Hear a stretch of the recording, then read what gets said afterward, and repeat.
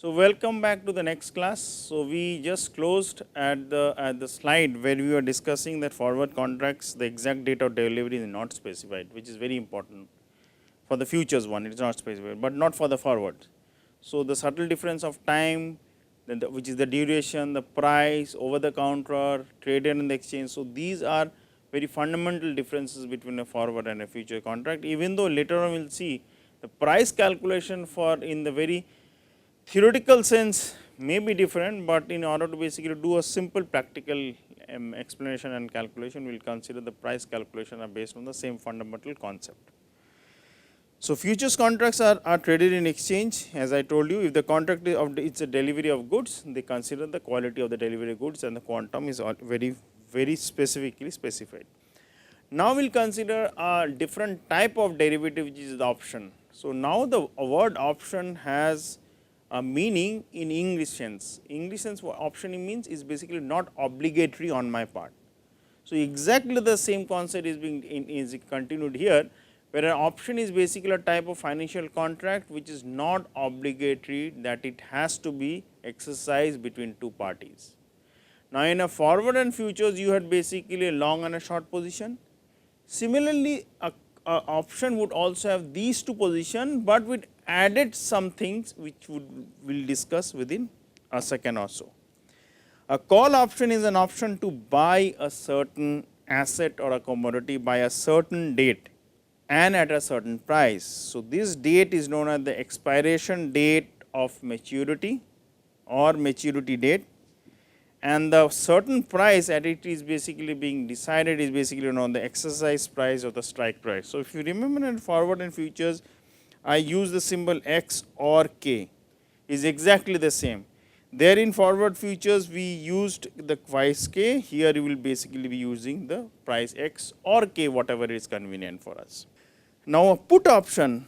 So, now let us again make a difference between call and put. Call means what you are trying to call back, which is a sort of buy. So, call actually means a buy as mentioned in the slide, and put means something you are putting on the table which is for sell. So, basically put options is an option to sell a certain asset or a commodity whatever it is by a certain date, which is known as the expiration date or the maturity date, and the certain price which is the strike price or the delivery price. Now, if you consider the forward and futures, you have a long and short. Now, options was basically call and put. So, for each call or each put there would be long and short position, which means technically options in a very simple sense would have 4 different cases. One will be call put, the second would be call short, would be call short and would be call long. The third and fourth would be put short and put long.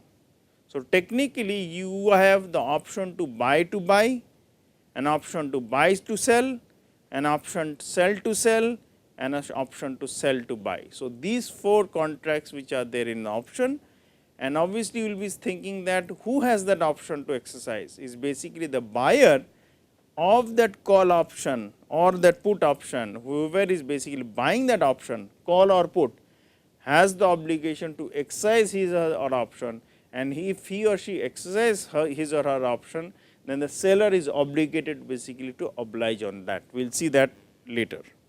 So, options can be of variety types. So, we will basically consider the first two one, mainly the second one, which is the European option. They can be exercised only on the expiration date, while the American options would be which can be exercised any time before the expiration date. Expiration date is, if you remember, I mentioned the time t is the time scale. So, we will consider that in the European option there is a fixed time t when you can exercise, and for the American option the time period t is with respect to the European option, but when you will exercise would be less than equal to time capital T. That means, you can exactly exercise when time expires. That means, the European option becomes the American option, or in case if you basically exercise before T, then it is basically a time American option, such that when you will exercise is not known to the seller, because you as a buyer will decide depending on the price movement in the positive or negative direction, and then see what is beneficial for you. Other examples are look back option, Asian option, Bermuda option, barrier option, butterfly, so on and so forth. We will discuss them pictorially later on as we proceed with the course. Now for the option, we will use the symbols as follows. X is the strike price, which was K in the case of forward and futures. Remember, this suffix T is basically the time in the second symbol, which is S suffix T. So S, if you remember, also in the forward and futures I mentioned as the spot price. So if you can recollect in the last day's discussion, we were mentioning that there is two rooms, room 1 and room 2. In room 1, where you are actually selling and buying an actual object, commodity or index, that has a spot price which is given by S with a suffix which basically denotes the time, and the room 2, where you are basically buying and selling that option or buying and selling that forward or the futures, basically would have a price which will denote for the forward and futures as capital F. So that would basically come out later on what is the relationship between S and F. Now this S suffix T is the underlying asset price at time is equal to capital T when it expires. For the time being considered, capital T is the expiration time. And P is the option price. That means if I am a buyer, I have to pay some amount upfront to the seller. So this P is the option price. In many cases, option price where there is a put on a call, the prices technically would be different. So we will basically denote small p for the put price, small c for the call the call price. So remember that even though we are using the symbol P for option price, technically it is P and C, depending on whether it is a put or a call. And obviously P would have different suffixes, not with respect to the time, but respect to the different type of put options you have. C will also have a different suffix depending on what different type of call options you have. Now consider long call on ACC. That is, you are trying to basically find out the profit from buying an European call option on ACC. The option price P, as I just mentioned, is 5 rupees. That means if I am buying, which technically means I am paying some money upfront. So this amount of money which I paid to the seller is 5 rupees, hence it is negative for me, this part. Now the strike price which has been denoted is 140, and whatever the expiration date, that is not being drawn in this graph. Now consider what will happen. If you have basically bought an European call option.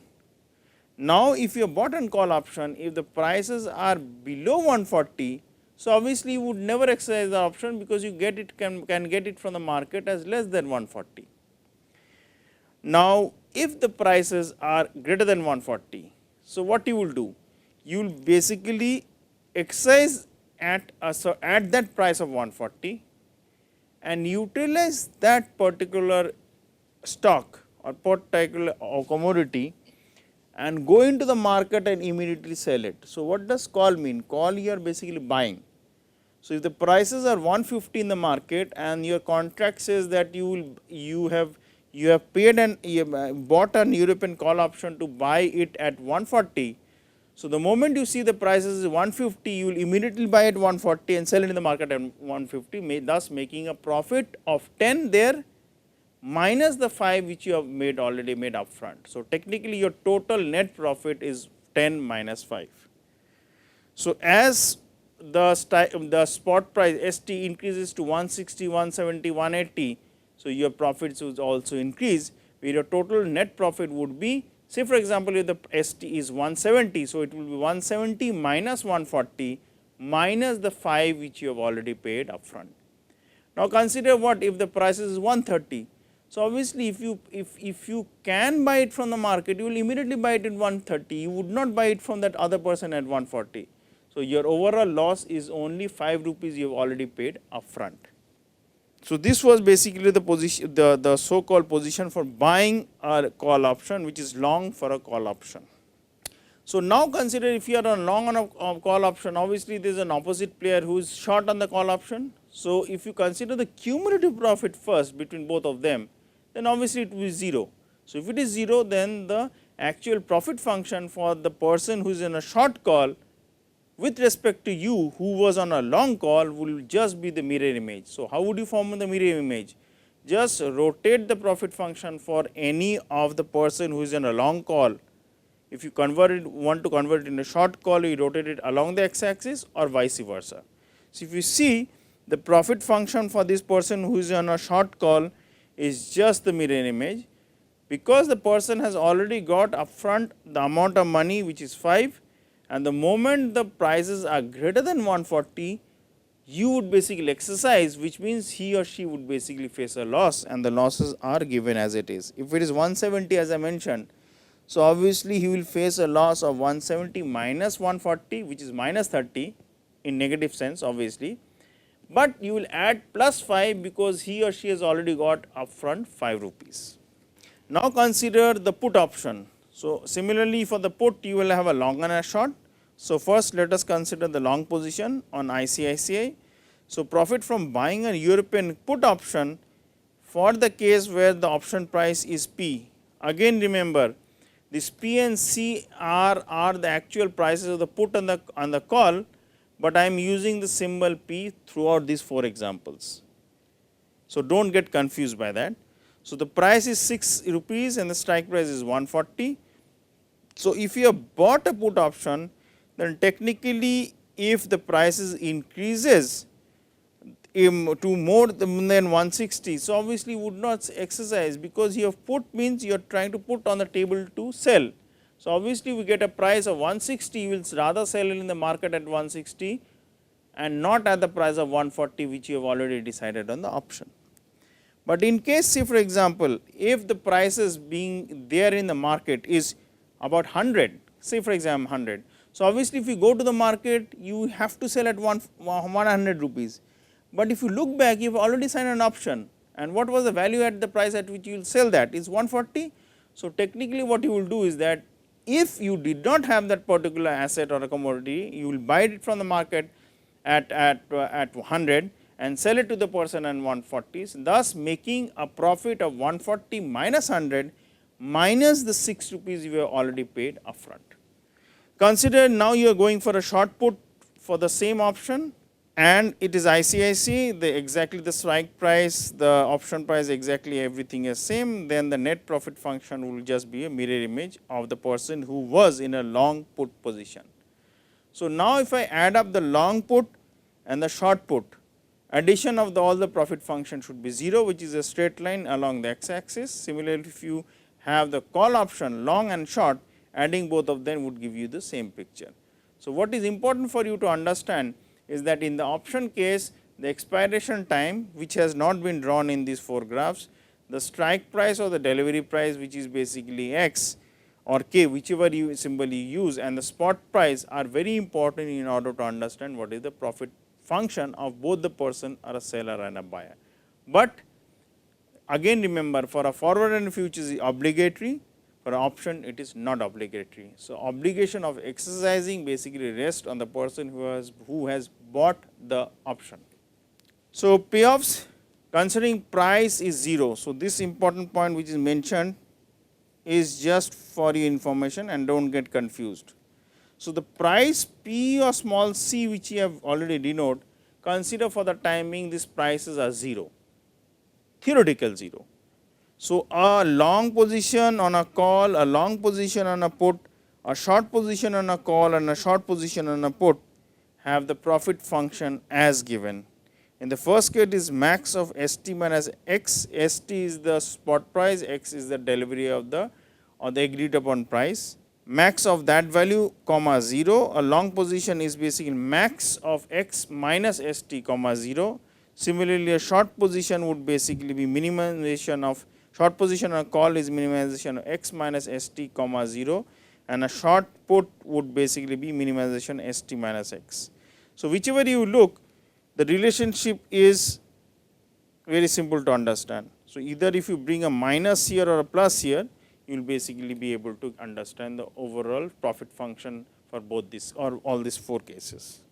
So, if I draw the payoff functions, remember again the P or the C technically are 0, which is actually not true. So, if you have the profit functions, then they become like, so actually they are like this.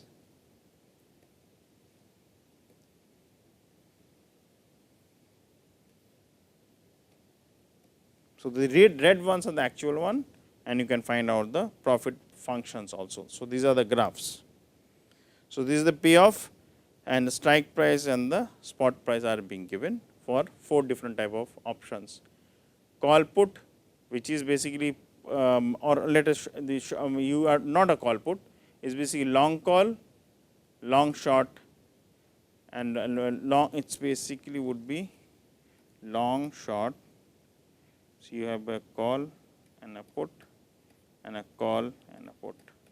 So, obviously, for put position you have 2 positions, for a call position you have 2 positions. So, my apologies. So, it basically there are 4 combinations depending on the call and put and a long and short concepts. Now, considering prices are not 0. So, if you basically change this equation, you have this. So, basically you will try to bring PP or CC, which is basically the prices, as a plus or a minus depending on whether you are paying the money or getting the money. If I am buyer, I pay upfront. If I am a seller, I get the money upfront. Only remember, for this call option, in place of P, you can replace by C also, as mentioned. So, in the later on problems, you will see that P and C would basically denote the call and put prices being paid. So, there are basically 3 types of traders in the market. These are the hedgers who want to avoid exposure to the adverse movement in the prices, speculators who wish to take a position in the market, either they are betting that the prices will increase or decrease, their main motive is basically to make profit, and arbitrage want to lock in a profit by simultaneously entering on transaction in 2 or more markets. So, what we will try to understand is that later on is that how options forward futures are utilized in order to minimize the risk, not with the basic profit motive function to be true, which means that you are trying to basically utilize the options or buy and sell different type of options in order to reduce your overall risk. So, we will study that later on as we proceed. So, example, consider on 1st July 2007, Mr. Syed Sabirul Haq owns 500 IBM shares, price 102 per share. Mr. Haq has plans to sell these shares as he needs money to finance his daughter's education, which will be starting in August 2007 in a private school in the state of Wisconsin, where Mr. Haq lives with his family. Mr. Haq is considered that is concerned that the price of IBM shares will decline in the coming month, hence he buys a put option. So, if the price falls, so obviously he will exercise that option, because he has already locked in a price at which he will sell. If the price falls, he will immediately sell, such that the price at which he sells is more than the price which is existing in the market. So, obviously he would not be making any loss. If the price remains or increases, he does not exercise, because he will basically immediately go to the market, sell those IBM shares at the higher price which is existing in the market depending on the demand and supply, and then basically be away from that and utilize that money to fund his daughter's study. A trader enters into a short forward contract on 100 million yens. The forward exchange rate is 0.0080 per yen, dollars per yen. How much does the trader gain lose if the exchange rate at the end of the contract is 0.0074 per yen dollars and 0.0091 dollars per yen? So, now think the person had 100 million yens and the forward exchange rate is 0.0080 dollar per yen. So, obviously you find out the total value. Now, what you want to understand is that 100 million yens, depending on the contract, whatever the price is, this is the price which you have found out, exchange rate is given, forward exchange rate. Now, the end of the day, the price can either fall to 0.00474 or increase to 0.0091. So, this 100 million yens, if you found out, if you multiply it by this value, and 100 millions you multiply by this value, and in another case you multiply by this value, that will give you the actual price at which that 100 million yens would be exchanging hands. So, now if your actual value which you have, value means the actual value, if you consider the forward and the buy and sell curve for the forward one, and if you are basically going for a short contract, remember sell. So, depending on the price movement, whether they are in a positive direction or the negative direction, depending on which graph is applicable for you, you can find out whether you are making a profit or a loss. So, your actual motive is not to make an extraordinary profit, it is basically to go into a contract in order to lock on your excess loss, that means minimize your overall excess loss. So, a trader buys a call option with a strike price of 45 and a put option with a strike price of 40. So, there are now two different ones. So, both options have the same maturity, the call prices cost 3 and the put cost 4, which means this is small c, this is 4. So, draw the diagram showing the variation of the trader's profit with the as change in the price of ST. So, now the strike price are given in both these cases, the C value and the P value are given. So, obviously, if you have to first decide out of these 4 graphs which would be true for you, you are buying a call, remember these two important words, and based on that you basically try to analyze your problem. So, with this we will end this class and continue our discussion in the next class in the area of options, futures, and how different type of prices and all these things are calculated. Thank you.